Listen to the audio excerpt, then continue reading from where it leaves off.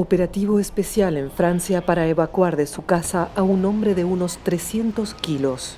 Alain Panavière, de 53 años, vivió recluido durante años y desde hace más de uno estaba inmovilizado en el suelo tras, al parecer, haberse roto una pierna, según su abogado.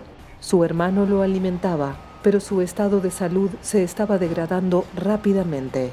La delicada operación requirió la consolidación de la vivienda de 2 pisos, ubicada en un barrio de calles estrechas en Perpiñán, y la destrucción de parte de la fachada.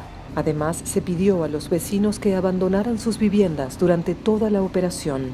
El hombre fue desplazado en un gran contenedor blanco suspendido en la grúa y luego colocado en una ambulancia especializada. La operación se llevó a cabo después de meses de discusiones entre la familia, su abogado y las autoridades.